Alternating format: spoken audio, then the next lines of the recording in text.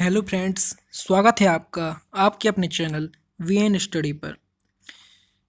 आज हम लोग पढ़ेंगे मगध साम्राज्य का उत्कर्ष। और इस वीडियो को देखने के बाद आपको मगध साम्राज्य का उत्कर्ष फिर नहीं भूलेगा। तो चलिए शुरुआत करते हैं आज के इस वीडियो में। सबसे पहले आता है हर्यक वंश, जिसमें पहला शासक बिंबिसार है जो कि हर्यक वंश की स्थापना करता है। उसके पश्चात अजातशत्रु जो कि 492 से 460 ईस्वी पूर्व तक रहता है। उसके पश्चात उदयन आता है और लास्ट में नागदशक आता है जो कि 412 ईस्वी पूर्व तक ही शासन कर पाता है। चलिए एक एक को पढ़ते हैं हम लोग विस्तार से।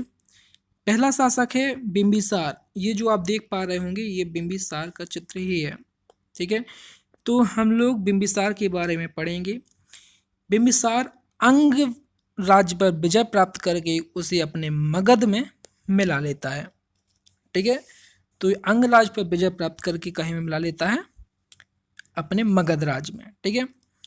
और इसके शासनकाल में ये कई राजाओं के साथ वैवाहिक संबंध बनाता है, ठीक है। तो यदि हम लोग बात करें कौशल के राजा प्रसेनजित जो थे, उनकी बहन से जिनका नाम महाकौशला था, उनसे वैवाहिक संबंध बनाता है। इसके अलावा वैशाली की चेटक की पुत्री जो थी चेलना, उससे ये वैवाहिक संबंध बनाते हैं। एवं मद्र देश की राजकुमारी क्षेमा थी, कौन क्षेमा थी, उनसे भी वैवाहिक संबंध बनाते हैं। इसके अलावा इनके शासन काल में जीवक नामक राजवैद्य था।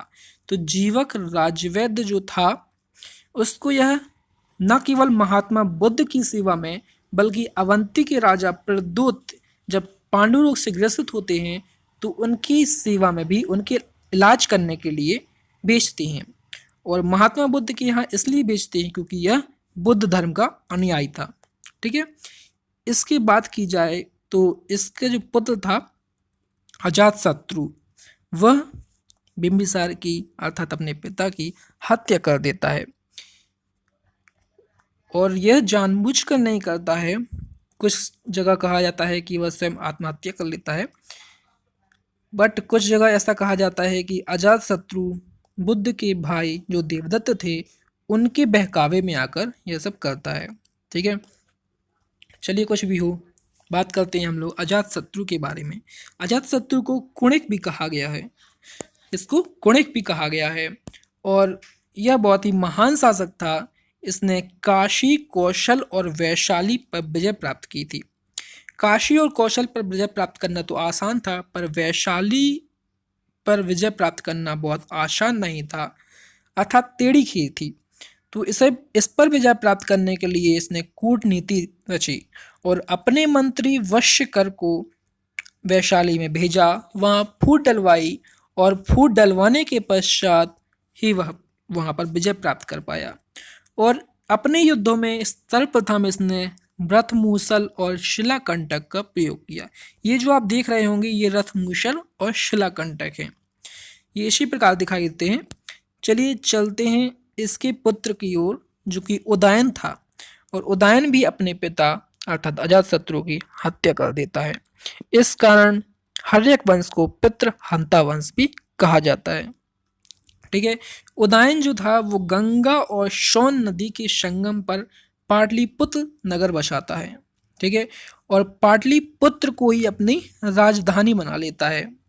पाटलिपुत्र नगर को अपनी राजधानी बना लेता है।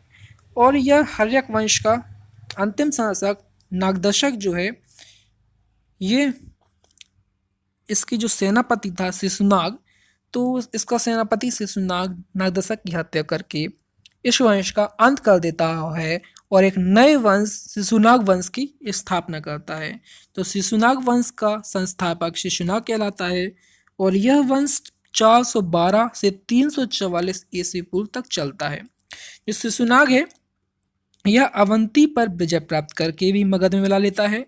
और इसके अलावा यह क्या करता है कि वैशाली को अपनी राजधानी बनाता है, अर्थात अपनी राजधानी को बदल लेता है। अभी तक जो पाटलिपुत्र चली आ रही थी उसको बदल के ये वैशाली कर लेता है। और यदि हम सबसे पहले बात की जाए तो सबसे पहले गिरिव्रज या राजगृह राजधानी हुआ करती थी। उसके पश्चात पाटलिपुत्र बनाई उदयन ने, और उदयन के पश्चात शिशुनाग बना लेता है वैशाली। ठीक है। इसके बाद बात की जाए तो शिशुनाग का पुत्र था कालाशोक, जिसे हम लोग काकवर्ण नाम से भी जानते हैं। मतलब कई जगह इसका नाम काकवर्ण भी मिलता है। और क्वेश्चन भी आ जाता है कि काकवर्ण किसका नाम था, तो काकवर्ण कालाशोक जो कि शिशुनाग का पुत्र था उसका नाम था। और एक और महत्वपूर्ण क्वेश्चन इससे आता है कि द्वितीय वो जो बौद्ध संगीति हुई थी वो किसके समय में हुई थी, तो वो भी कालाशोक अर्थात काकवर्ण के समय में ही हुई थी। और जब ये कालाशोक आता है तो ये भी फिर से अपनी राजधानी पाटलिपुत्र को ही बना लेता है, क्योंकि उसको वैशाली पसंद नहीं आती और यह पुनः पाटलिपुत्र को अपनी राजधानी बना लेता है। इसके बाद यदि बात की जाए नंदीवर्धन की, तो ये इसका शिशुनाग वंश का अंतिम शासक है और 344 ईस्वी पूर्व तक ही रह पाता है। इसके पश्चात यदि बात की जाए तो नंद वंश आता है, जो कि 344 से 321 ईस्वी पूर्व तक चलता है। इसका पहला शासक महापद्मनंद महापद्मनंद रहता है। और इसको यदि बात की जाए तो इसको सर्वछत्रांतक भी कहते हैं, इसको सर्वछत्रांतक भी कहा गया है, या द्वितीय परशुराम भी इसी को कहा गया है। क्वेश्चन भी कई बार आ चुका है कि द्वितीय परशुराम किसे कहा गया है, तो द्वितीय परशुराम भी महापद्मनंद अर्थात सर्वछत्रांतक जिसे कहा गया है उसी को कहा गया है। ठीक है, क्योंकि यह भी महान था, इसने कई क्षत्रियों का नाश किया था। ठीक है, इसलिए इसको ऐसा कहा जाता है।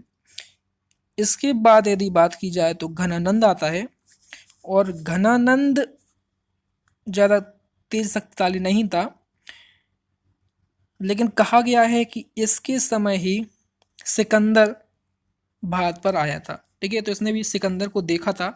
तो घनानंद को कहा जाता है कि जो चाणक्य थे उन्होंने समझाया, मगर ये समझे नहीं और चाणक्य का इन्होंने विरोध किया, उन्हें अपनी सभा से निकाल दिया। तो इसके कारण चाणक्य ने इन्हें चुनौती दी थी कि हम तुम्हारा संपूर्ण कुल का नाश कर देंगे, और उसी के कारण चाणक्य जो है वो चंद्रगुप्त को शिक्षा देके इन पर आक्रमण करवाते हैं और इनके वंश को समाप्त कर देते हैं। फिर भी हम इन मौर्य वंश जो आता है इसके बाद चंद्रगुप्त मौर्य के लिए, तो उसको हम लोग विस्तार से पढ़ेंगे अगली वीडियो में। ठीक है, अभी हम कुछ क्वेश्चन करते हैं ताकि देखें कि आपको समझ में आया या नहीं आया। चलिए, पहला क्वेश्चन है, हर्यक वंश की किस शासक को कुणिक कहा जाता था। अभी अभी हमने बताया है कि हर्यक वंश की किस शासक को कुणिक कहा जाता है, तो किसको कहा जाता है, अजात शत्रु। ठीक है, अगला क्वेश्चन है, किस मगध सम्राट ने अंग का विलय अपने राज्य में कर लिया था।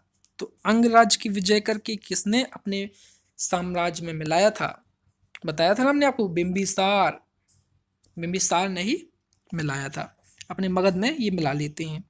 अगला है, किस शासक ने गंगा तथा सोन नदियों के संगम पर पाटलिपुत्र नगर की स्थापना की थी। तो कौन करता है, हमने बताया था पाटलिपुत्र नगर को किसने बसाया था, पाटलिपुत्र नगर को उदयन ने बसाया था, इसने उसको अपनी राजधानी भी बना ली थी। ठीक है, चलिए चलते हैं अगले क्वेश्चन की ओर। शिशुनाग वंश का वह कौन सा शासक था जिसके समय में वैशाली द्वितीय बौद्ध संगीति का आयोजन किया गया था। ठीक है, उसे काकवर्ण के नाम से भी जाना जाता है। हमने बताया था आपको कि कालाशोक जिसे काकवर्ण के नाम से जाना जाता है, इसके समय में द्वितीय बौद्ध संगीति आयोजित हुई थी। अगला क्वेश्चन है, नंद वंश का संस्थापक कौन है। तो नंद वंश का संस्थापक महापद्मनंद है, जिसे सर्वछत्रांतक भी कहा जाता है। ठीक है, अगला है, सूची एक को सूची दो से मिलाना है। सूची एक में हमने शासक दिए हैं और सूची दो में उनकी वंश हैं। तो बिंबिसार किसका था, हर्यक वंश का। कालाशोक किसका था, शिशुनाग का। महापद्मनंद किसका था, नंद का। और बिंदुसार मौर्य का। ठीक है, अभी मौर्य वंश हम पढ़ाएंगे, उसमें बताएंगे कि चंद्रगुप्त मौर्य का जो पुत्र था वो बिंदुसार था। ठीक है, अगला है मगध की पहली राजधानी कौन सी थी। तो हमने बताया था सबसे पहले राजधानी गिरिव्रज या राजगृह थी, उसके बाद पाटलिपुत्र बन जाती है, उसके बाद वैशाली और पुनः पाटलिपुत्र बन जाती है। ठीक है, चलिए चलते हैं अगले क्वेश्चन की ओर। बज्जी संघ के विरुद्ध मगध राज्य के किस शासक ने प्रथम बार रथमूशल एवं शिलाकंटक का प्रयोग किया था। तो किसने किया था, हमने आपको बताया था कि अजातशत्रु ने सर्वप्रथम, जिसे कुणिक भी कहा जाता है, इसने इनका प्रयोग किया था। चलिए चलते हैं अगले क्वेश्चन की ओर। नंद वंश का अंतिम सम्राट कौन था। तो नंद वंश का अंतिम सम्राट की बात की जाए तो वो घनानंद था, क्योंकि घनानंद को चंद्रगुप्त मौर्य हराकर इस वंश का नाश कर देता है। ठीक है, क्योंकि चाणक्य ने शपथ ली थी, बताएंगे हम लोग आपको अगली वीडियो में। फिर है मगध सम्राट बिंबिसार ने अपने राज्यवैद्य जीवक को किस राज्य के राजा की चिकित्सा के लिए भेजा था। तो कौन सा राज्य था, अवंती के राजा प्रद्योत को जो पांडु रोग था, तो उनके रोग को ठीक करने के लिए, पांडु रोग को पीलिया भी कहते हैं, ठीक है, तो उनके इस रोग को ठीक करने के लिए बिंबिसार ने अपने राज्यवैद्य जीवक को भेजा था। तो फ्रेंड्स, यदि आपको यह वीडियो पसंद आई हो तो उसको सब्सक्राइब जरूर कीजिए और अपने ज़्यादा से ज़्यादा दोस्तों तक इस वीडियो को शेयर कीजिए। अपने जितने भी ग्रुप स्टडी के हैं उनमें भी यह शेयर कीजिए। धन्यवाद।